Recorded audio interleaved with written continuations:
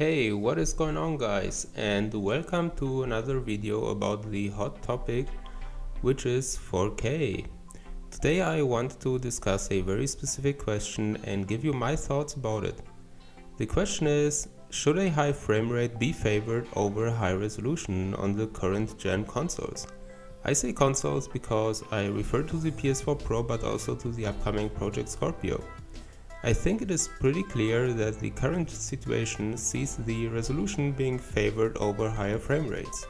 The AAA games released during the last few months, like for example Horizon Zero Dawn, show that the developers try to achieve the best resolution while for the most part targeting a locked 30 FPS.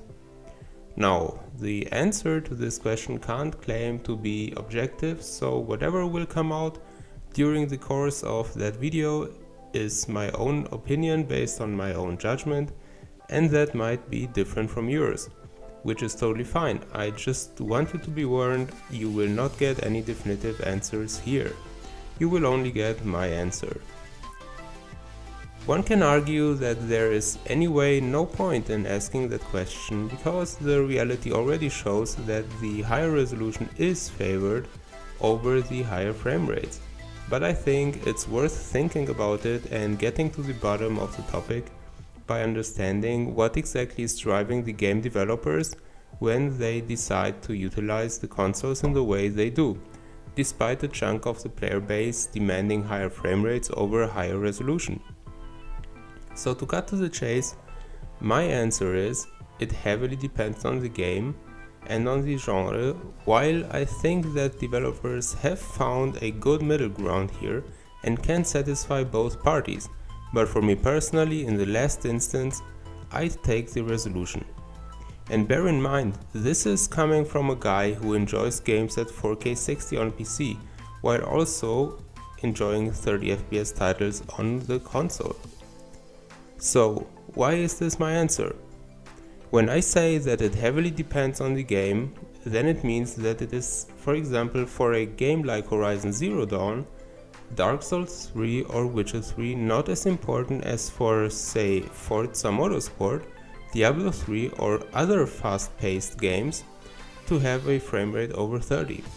For sure, it would be a nice addition, but it definitely is not a must-have in order to be able to enjoy those games, whereas in faster paced games, a higher frame rate is essential in order to provide the best experience for the player.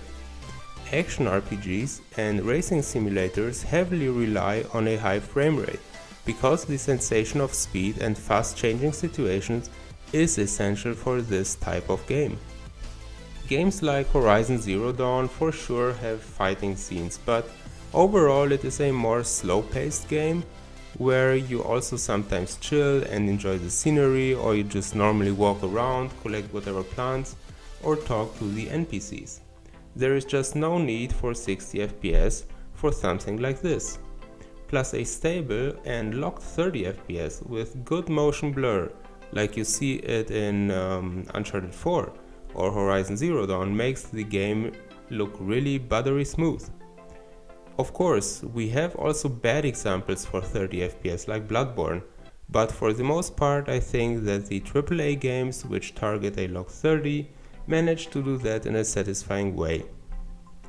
When I got into PS4 Pro 4K gaming coming from 4K 60 on PC, I was very skeptical about the 30 FPS and thought that in Uncharted 4 or Horizon Zero Dawn, this frame rate would be a deal breaker for me.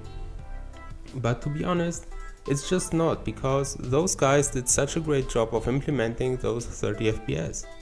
Also, a locked 30 instead of fluctuating frame rate that also can go over 30 is way better. Variable frame rates mess with your perception and you will constantly be forced to adjust, which just destroys the overall experience. That's why I am not a big fan of the unlocked frame rate patches for games. These modes are, as far as I can tell, the most disliked modes by players and game reviewers. In my opinion, you should either try to achieve a locked 30 at 4K or a upscaled 1440p or whatever technique, or you achieve a locked 60 at 1080, but just don't try this strange middle thing of variable frame rates. It just doesn't work. Now, there is of course the Xbox One Scorpio coming, and from what we've seen so far, we unfortunately can't tell much. But that's no reason not to speculate. The Scorpio will be more powerful than the PS4 Pro, yes, but in regard of cross-platform games, that does not necessarily have to mean that developers will come up with a native 4K mode for the Scorpio while they do their more sophisticated upscaling techniques for the PS4 Pro versions. I think it takes quite a bit of work time to implement checkerboarding technique, not just normal upscaling, so I would be surprised if we will see cross-platform games performing in native 4K on the Scorpio while having checkerboarding on the PS4 Pro. In short, I want to make a difference between checkerboarding and normal upscaling. If the game only uses normal upscaling from say 1440p to 4K, then yes, then I expect these games to run native 4K on the Scorpio while being upscaled on the Pro, and then we kind of will have the difference we have now between games running on the normal Xbox One and on the normal PS4. The One games often render at 900p and then upscale to 1080p, whereas the PS4 renders natively at 1080p, and you clearly see differences. But why would I ultimately say that resolution matters over frame rate? It's pretty simple. It's the visual information you get. Your sense of depth is different when watching 4K footage compared to 1080p footage. You can receive more visual information of the distant objects, whereas in 1080p they remain kind of blurred. That's completely independent from the frame rate. An open world fantasy game benefits more from higher resolution than from higher frame rates, as the objects appear more crisp and sharp, which adds to the feeling of being immersed in that game world. Fluidity is important, yes, for sure. But for games which play more like movies, 30 is just enough.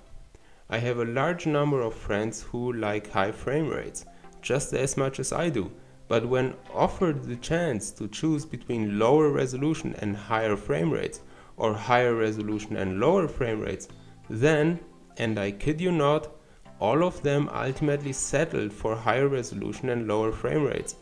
And I also think if you have to choose and have a 4K television, then that's the way to go.